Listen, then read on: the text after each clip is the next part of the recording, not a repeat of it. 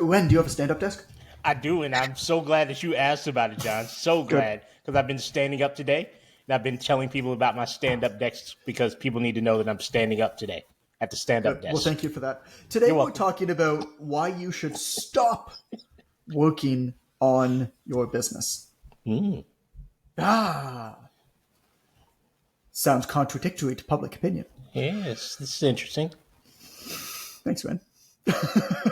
Still standing up, by the way. It was like the old person. Yes. I don't know what that was. It's the old black lady in the front of the church. Amen, Pastor.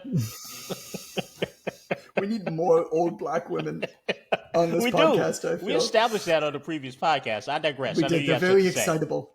Well, I They're always very- have something to say, but I'm fine with these interjections of old black women. No, you go ahead, John. Well, Yeah. so here's where I'm going with this. We have hundreds of conversations in my DMs on Instagram every single day. Like minimum 200. Like usually, like today we're probably going to have about 1,000. Like usually 300 or 400. Sometimes it's much more than that. And overwhelmingly, what we hear from people is that they're not doing as well as they would like to do. Don't have as many customers as I want.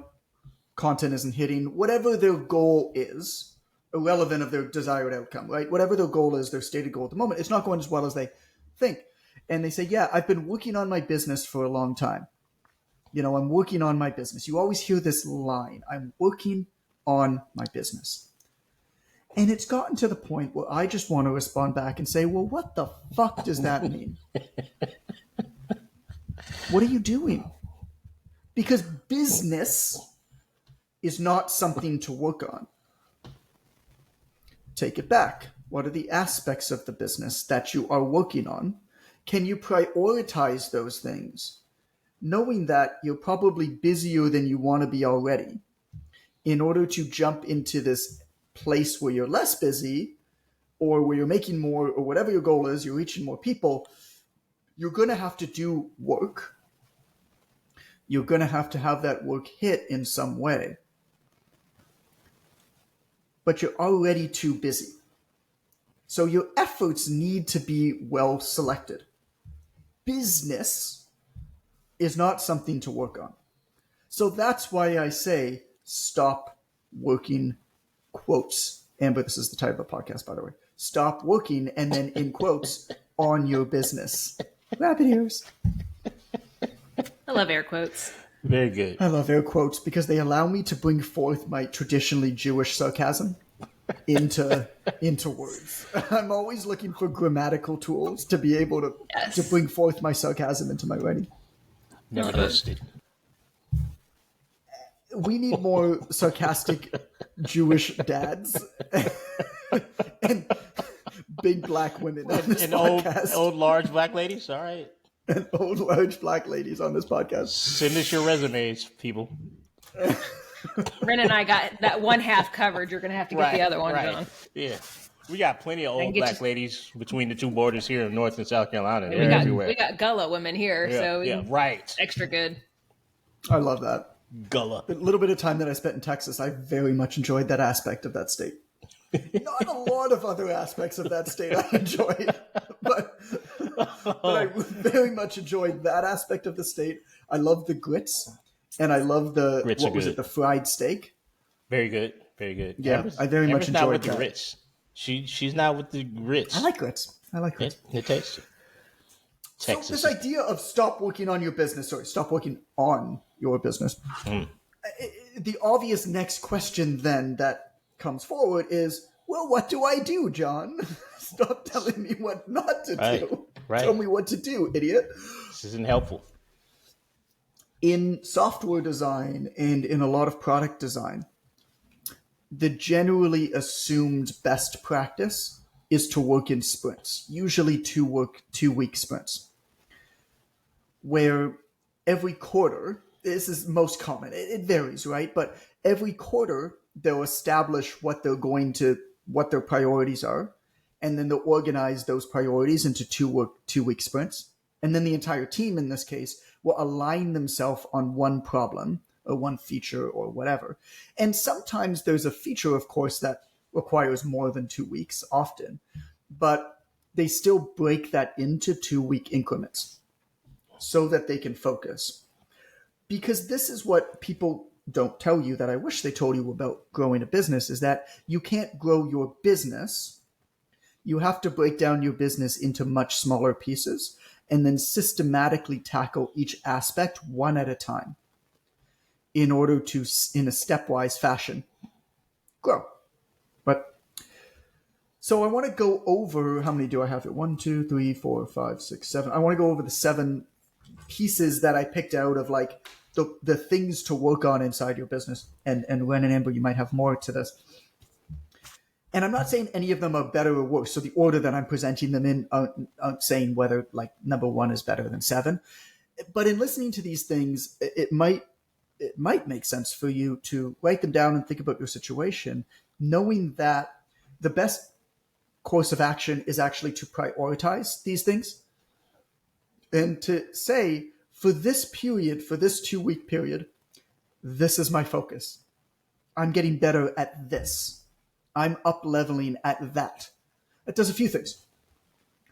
Number 1, it gets you actually doing something instead of just doing everything, which means doing nothing. Uh-huh. Number 2, it makes it okay to not do the other stuff, which is the hardest part to get over in my head. If I say to myself, I'm going to read books for 2 weeks, because for these 2 weeks, my goal is to up-level my programming, let's say.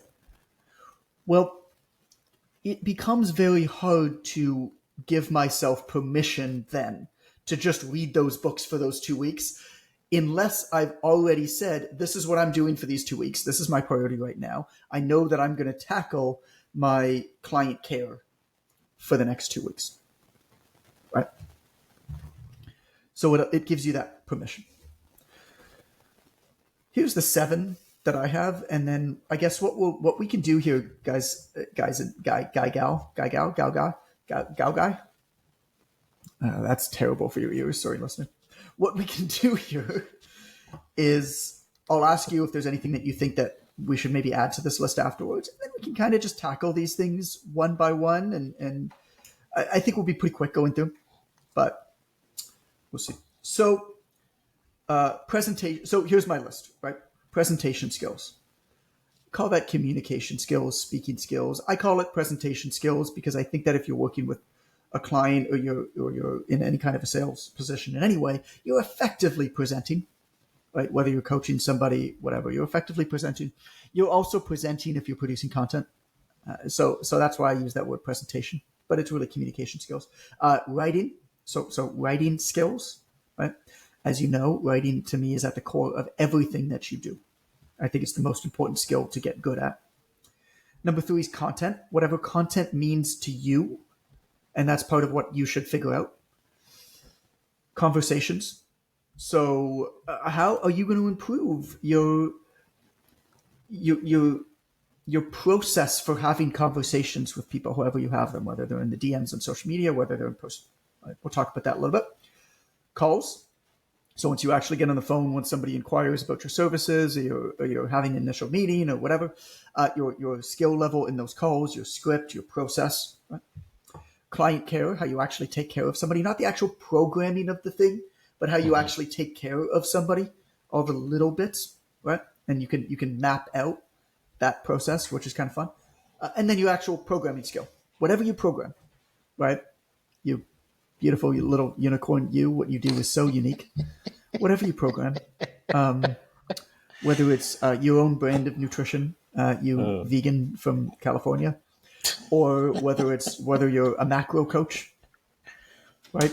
If you're maybe, I don't know, from Texas, right. Or whether you are basic fitness programming, or whether you program sleep. I don't really know how that works. I don't really know how a sleep coach does sleep coaching, but whether you're a sleep coach, blackout blinds, I don't know. What do you tell people? Whether you do that, like, I don't know. Amber's looking at me like, you are going to offend so many people. No, I'm thinking of so many ways that it could be helped, and so I'm like, I can What, see sleep? it. A sleep coach, yeah. I mean, sure, but like ongoing. Like, I could give you a list of like 7 or 8 things, but like to coach. You'd be surprised. You would be surprised. Well, whatever. We'll fight about this later. What? So, are there any other? Is there anything else that either of you two beautiful people would add to this list? You're already in the doghouse, so be careful, mister. Why, yes, really, out of all of the things that we talk about Amber, on any given day, the flag that you have decided to die on It was not sleep that. coaching. It was you messing with me earlier today. Oh, yeah. That's why you're in the doghouse. In You any sent- case, you sent an email to the Quick Coach list about how they could use like instruct like the emails that you send every Wednesday to the list are incredible. And I fully trust you when I don't even need to look at them, which for me is a big deal. Like, you know that. Yeah, it like, is. I don't Yeah, it is. trust a lot of like communications from other people that are me. I'm just nitpicky like that. yeah. But you sent this email to the list about how to use Quick Coach in multiple languages. And the first image was this GIF of it basically said like pineapple belongs on pizza in like 5 different languages. And it just kept spinning the different languages. And so level trolling. So I sent you a Slack that said, as a direct result of today's trolling in the QC email, I unfortunately need to review all email communications moving forward. And then you said, okay, comma, no worries, which I know you well enough to know. It's like, yo, I'm shit. He's mad at me. I was on a call and I did not see trolling. And luckily I had my video off because like, I'm like, do I cry? Like, what did I do? Like, I don't know. And then I went back and read it and said trolling. I was like, oh, that son of a bitch. So I immediately write back. I'm just like, I'm totally kidding. Great job again. You write, I hate you. And then I wrote all of Juice You Too. So speaking of spats, conflict resolution is another skill we should add to that list. Hey, she's not wrong though. That's true. You know, get into your crucial. Was it crucial conversations? Crucial book? conversations. Yeah, that's a thing. I agree. I have nothing to add. I'm not but going I'd to put agree. that on the list. That's fine, John. I agree. Amber and I are not having a good day together. I do think that it's important. I think that could probably go into almost like presentation skills, like communication. It could be under Honorary that bucket. mention. Yeah, it could be under that bucket, I think. Amber, once again, who let the dogs out. Okay, so where are we going with this? Let's get started. The goal is identify one thing to work on right now and really work on that thing, up-level that thing. Success of any kind, like growth in business of any kind, doesn't really happen in this straight up and to the right line, if you can imagine a chart. It's kind of stepwise. It's like nothing or like a little bit of up, a little bit of down. It's like weight loss, right? Like a little bit of up, a little bit of down. And then if you were to draw a trend line, it would be up if you do a good job. Unlike weight loss, which a trend line is down, usually if you're looking for weight loss. Right? Weight gain is the same way, but weight loss is what most people are looking for. But if you were to actually envision it, it's like nothing up, down, but like basically straight line. And then there's almost like a leap forward and then straight line and then almost like a leap forward. And the way to achieve that is to compound a whole bunch of gains onto one another. If you imagine them as levers, right, you basically get as much leverage as possible with multiple levers by improving one thing at a time. This is what we hammer in our mentorship is you're basically looking at, we call them the 4 C's, right? Content, conversations, calls, and client care for people in our mentorship that are looking to scale. Those are the 4 levers that we help people pull. And we have content and we have a specific coach who specializes in each of those 4 things. And you have your own success coach who works with you to identify at any one point in time which one of those things has the most opportunity for you to work on. And you tackle and improve that thing. And we put numbers to it. And then you move on to the next. And then the next, and then the next. And you might take multiple stabs at one thing, but the point is you're working on that one thing at one point in time. Again, you're not working on your business. You're breaking it down. So we'll get into each of these then. So this idea of presentation skills, communication, conflict resolution, which I do think is very valuable, crucial conversations, whatever. Presentation skills to me is like, oh, how do I make my content better? It's like, well, you become more engaging. like that's how you do it. Don't have a personality defect is what I hear. What's that, Amber? I said grow a personality, don't have a personality defect is what I hear. Yeah. Pretty much. It's what a boss used to tell me in sales. He's like, you can't have a personality defect if you're going to be in sales. It's true. Oh, even if you do, you lean into it because then people who are like, you're super weird, but I'm also super weird like you. Yeah. Which I mean is kind of cool in a weird way. Yep. But we've given this example before. If you want to become good on video, let's say you want to become good on video, well, watch stand-up comedy. Study storytelling. Mm-hmm. Take an improv comedy class. Research and watch videos and read books about speaking, about public speaking. You can get pretty good pretty quick. What public speakers often do and what they're taught, studied a fair bit, what they're taught is have give or take 5 to 10 stories that tell the main points that you basically talk about. And then you can just spin those stories from any question anybody gives you. You can use all these examples to lead into those stories, right? But what you do is you increasingly get better and better and better and better at telling those same stories. And this works for content, for presenting. This also works if you're on like a sales call, or I've done 3 of them today, calls with executive editors at some of the biggest publishing houses in the world. And one of the things that's really important with these types of calls and with a lot of the types of presentations that you try to do is almost like call it like a TED talk or like a TEDx talk or something like that, where you want to have stories that people can remember, because a lot of the times what happens is there's an executive editor I'm speaking to, and they're then going to have to turn around and basically pitch my book to their sales team, right? So they're going to have to sell my book on their behalf. So he told this story about this thing. You want things that are sticky that they can revisit, but also really good quotables that just hit hard.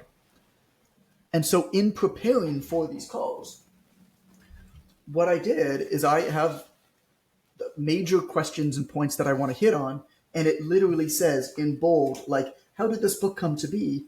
Story in bold. Here's a bullet point of the story that I tell here. Quote. Here's the quote that hits hard. And then I practiced telling those stories and quotes over and over and over again before these calls. And I can tell you then when I say them what the reactions are going to be when people hear them. And it's not fake. It's just figuring out a way to more effectively and powerfully make the points that you want to make specific to that audience. Especially if you do like a Q&A or anything anywhere. No matter what question somebody asks you, call it the politician's move. You can always just spin it and talk about what you want. It's politics 101.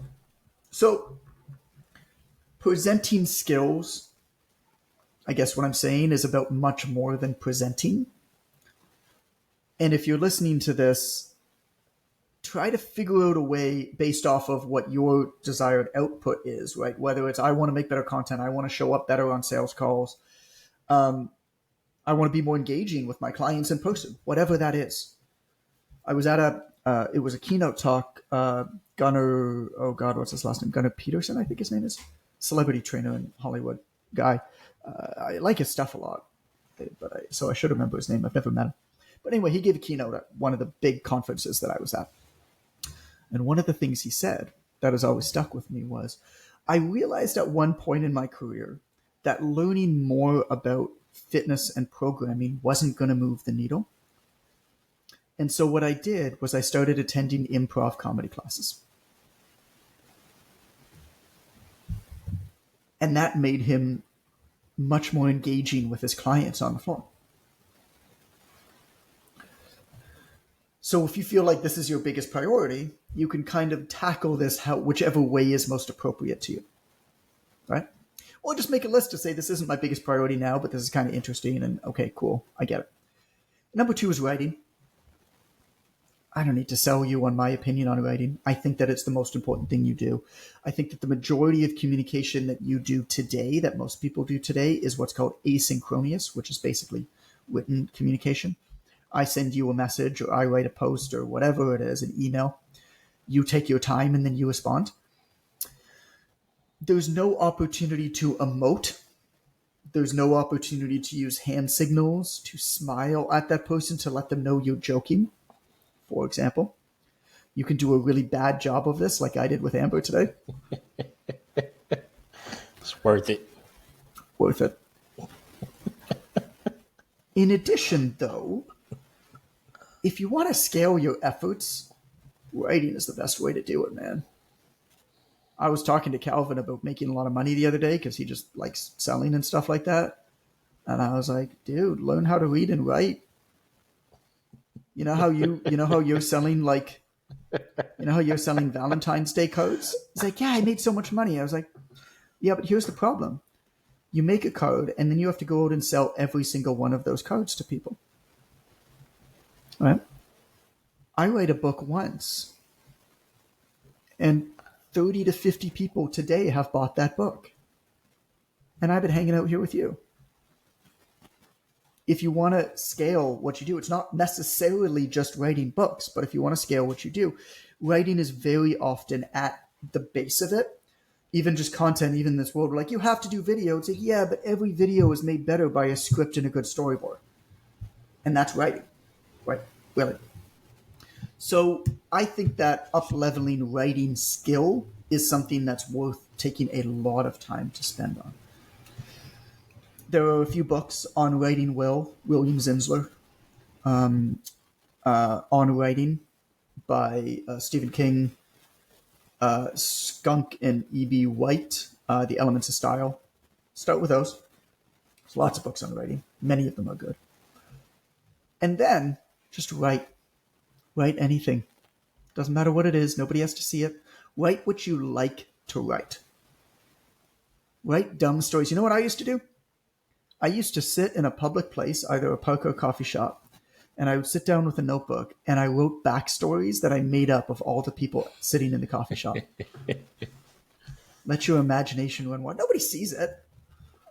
Let your imagination run wild. Just write, like chuckle to yourself. I mean, it's the time that you spend doing something like that, I think might be the most valuable time you ever invest into your business in any way.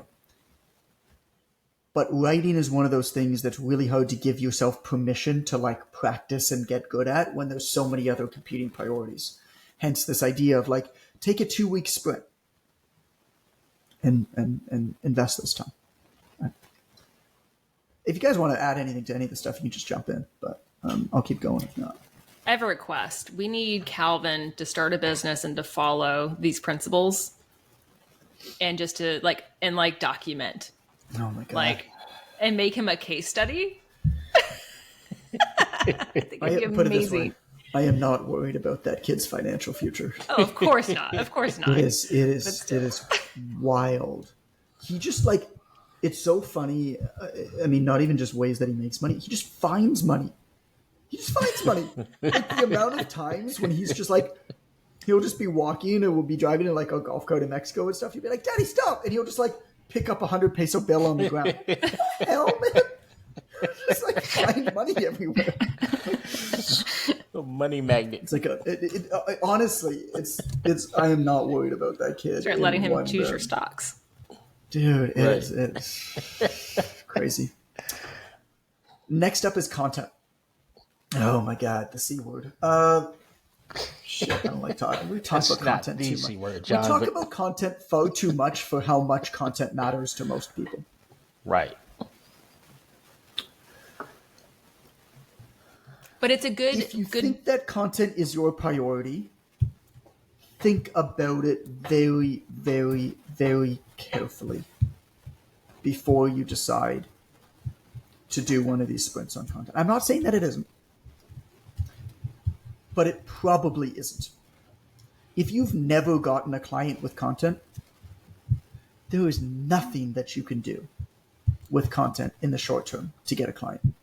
I had somebody today send me a message on Instagram, one of the conversations that I saw on Instagram. Right? He said, hey, can you just check out my Instagram account? Like I'm working with a business coach. I have 600 followers. He really thinks that I need to increase my followers on Instagram in order to get clients. Like, can you check my Instagram account? Like, tell me what I'm doing. Like, first of all, why are you asking me if you have a business coach? Clearly that business coach is like not doing his job, but his job or her job. I think it's his job, but I don't know who his business coach is and I don't know anything about it. But I took a quick look at his Instagram account and I was just like, it's fine. It's good enough. The quality of your content on your Instagram account with 600 followers is not your fucking issue. There's nothing that I can tell you that's going to make a meaningful difference. Sure, I can nitpick at it. And so if you do think that content is something that you want to work at, well, when I say content, I mean, identify the platform that you want to target in on and study that platform. And when I say study that platform, there's a few things there, right? Study the people doing well on that platform, particularly that aren't doing well in other places. Mm-hmm. Go to their pages and look at their content that outperforms their other content.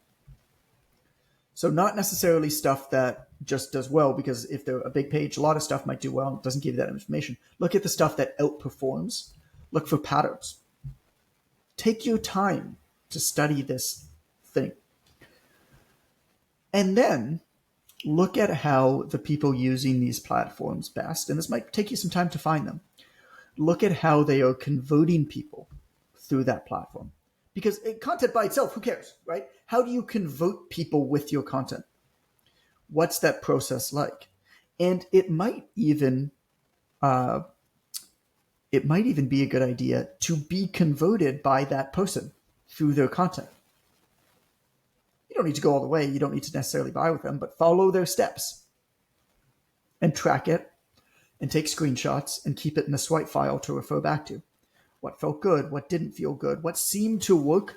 And when I say what seemed to work, what seemed to feel natural for you versus what they told you to do that felt kind of weird. Study this stuff, right?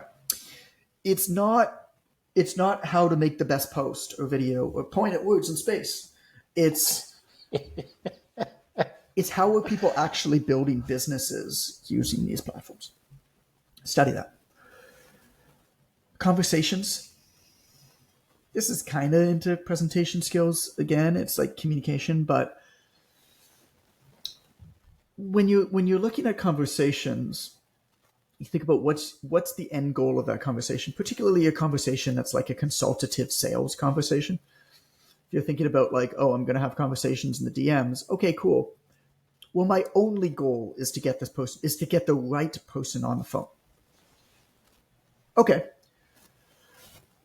So again, who else is doing this well? Look up like sales coaches. Look at how they're converting people to their sales coaching programs and do it. Like DM them the word that they want you to DM them. Do it to us. DM me mentor at It's Coach Goodman and see what happens. We'll have a full conversation with you. Right? And look at what types of questions they're asking you. Try to make sense of why they're asking you those questions and how they're kind of bringing you very quickly through the system and then offering you a call. Again, study this stuff, right? Conversations could also be communication skills. And that could be negotiation tactics. That could be crucial conversations. What we were talking about with Amber, it could be motivational interviewing. What else, Ren? It could be just giving a shit about the people you're talking to. That's where I see so many people fall down in the conversation. Yeah, how do you study that? How do you study that? Yeah, I mean, I agree. We've talked about this before on the podcast. But one way to study is just to immerse yourself in the community that you're trying to serve. I think it like and this you explained this on the last podcast, the last episode that aired. Just well, you didn't explain it then, but I've heard you talk about it before. One of the benefits of traveling to so many different places is that it allows you.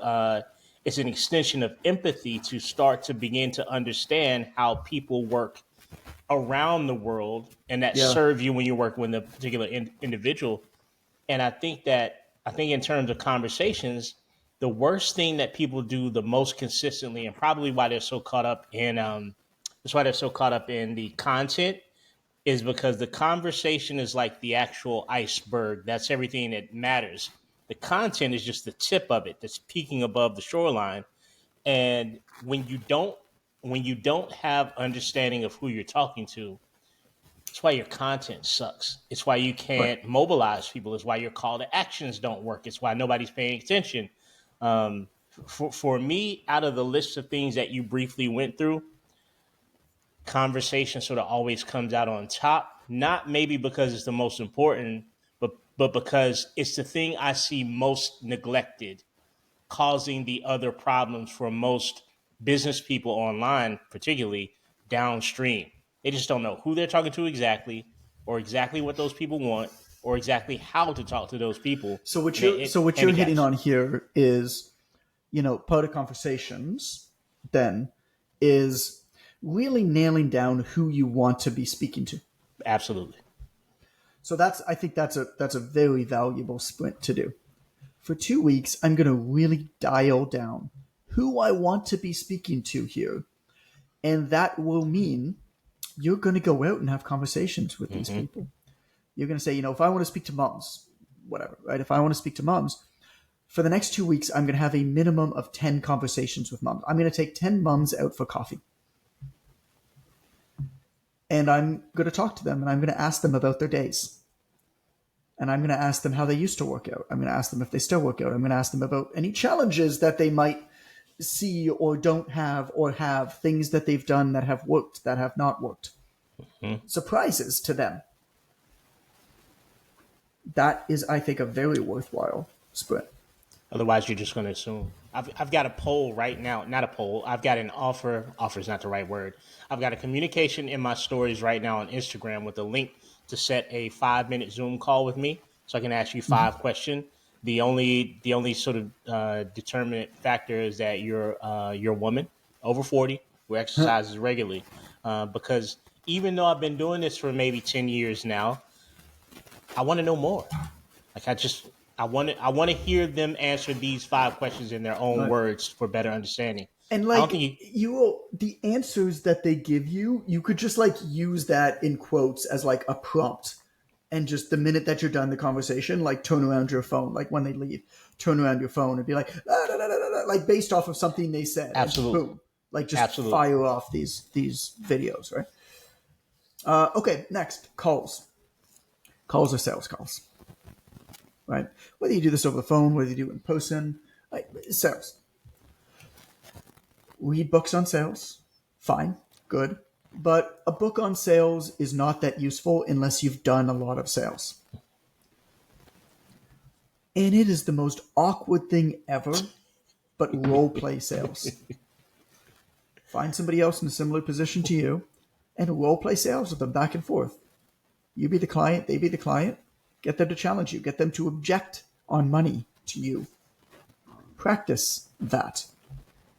After you've done lots of them, I don't even have a number, but after you've done lots of them, then go out and read a couple books on sales.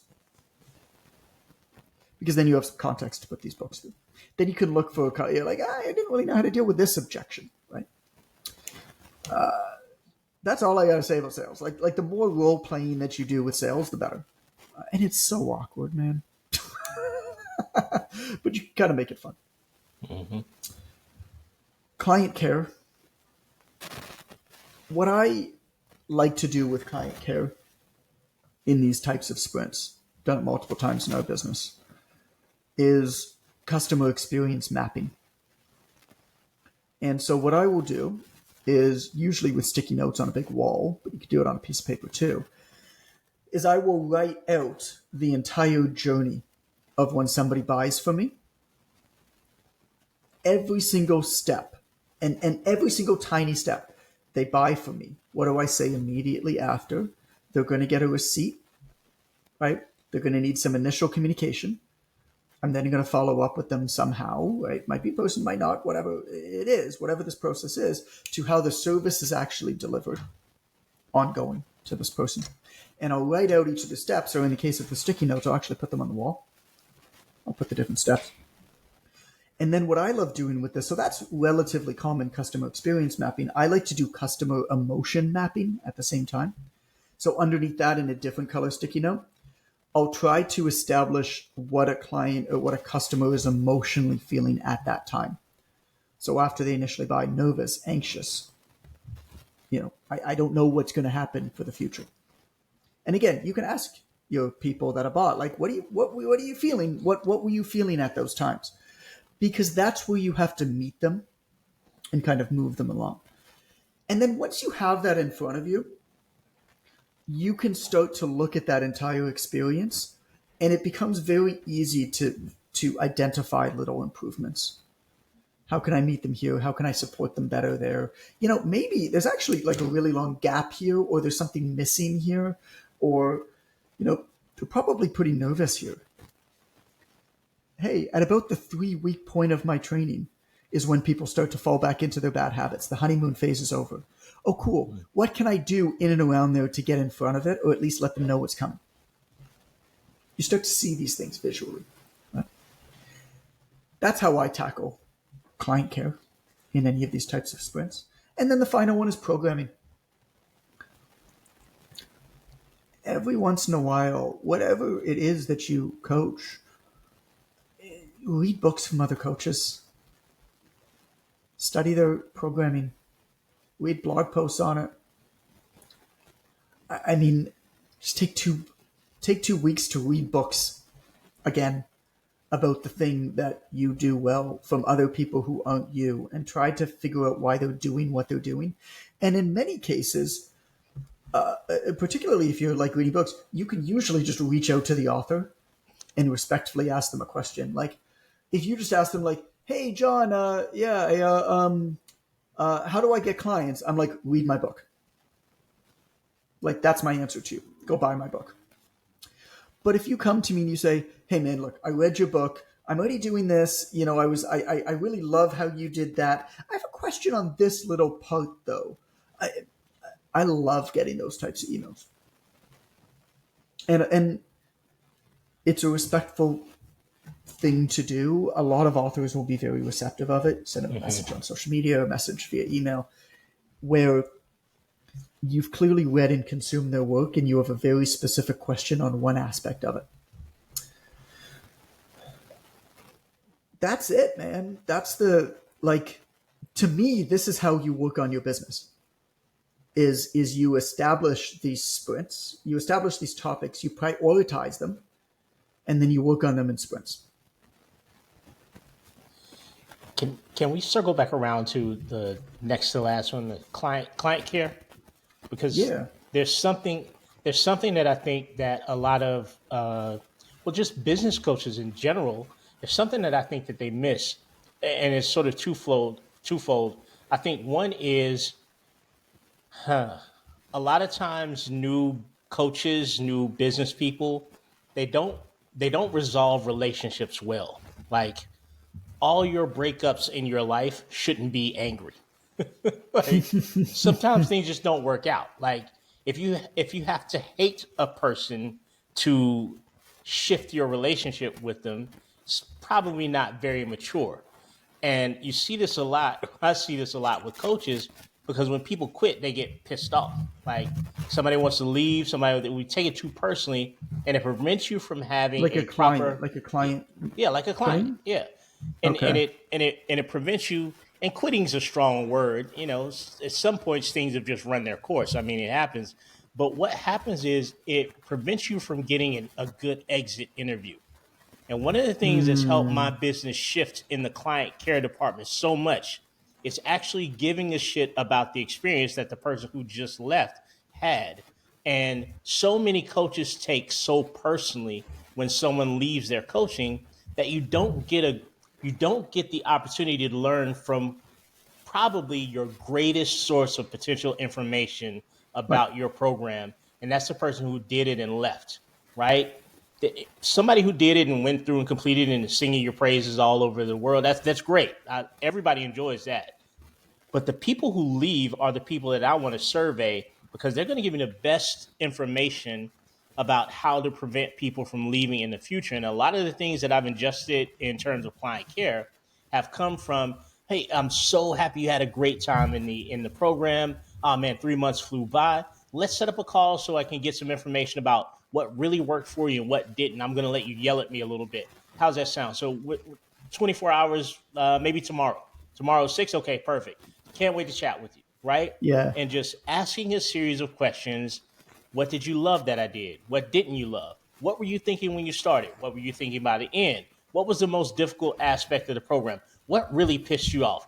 What really sort of just annoyed you and just never went away, and you felt a little bit too nervous to bring it to me? Because you can bring any, like, having that conversation. That's great. Will radically improve your client care, because most of the time you're going to create client checkpoints or care conditions for your clients that are based solely on theory.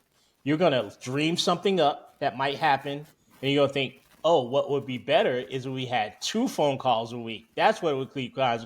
And you'll actually talk to a client, and they'll say, yeah, I think we had too many calls, right? Because I started off doing an hour-long call with every client. Yeah, what'd you say? Yeah, I didn't need to talk to you that much. I didn't. Right. And you'll be flabbergasted by what people say they didn't like. Yeah, I really didn't like it when you said I had just completed a workout because it felt like you were telling everybody what my business was, and I'm very proud. Well, shit, I never thought of that. Thank you so much for that.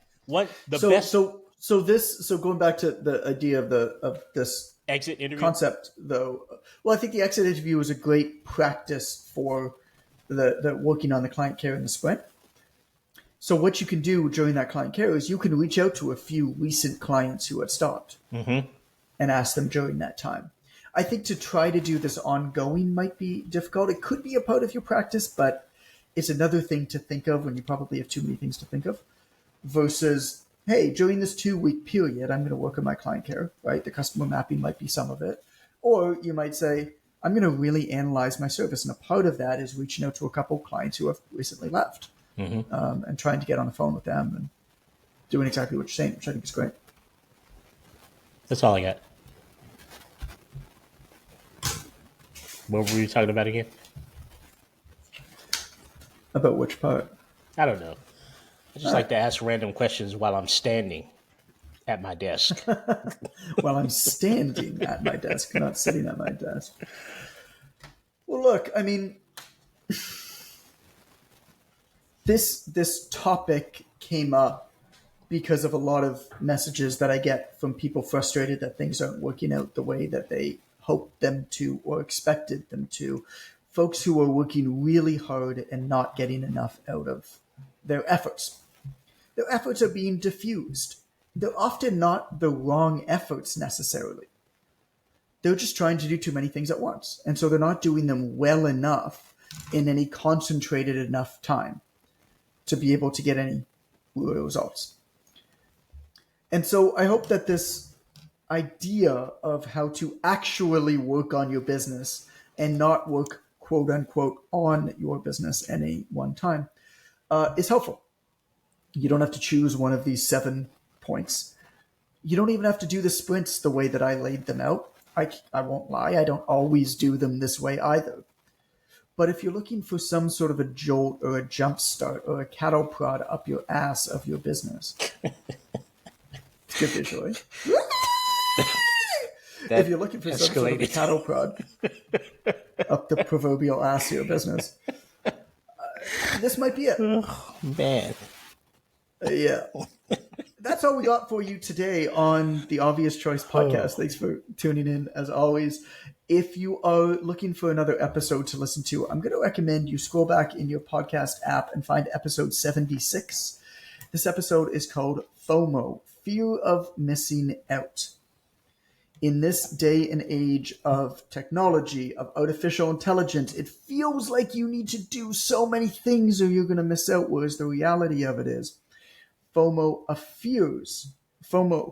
appears to be aspirational, right? FOMO appears to be something that is obvious. FOMO appears like ambition, but it actually most often results in recklessness. And so episode 76, you'll learn more about that. You'll learn how to overcome FOMO and execute much better on the few things that really do matter. So check out episode 76, FOMO.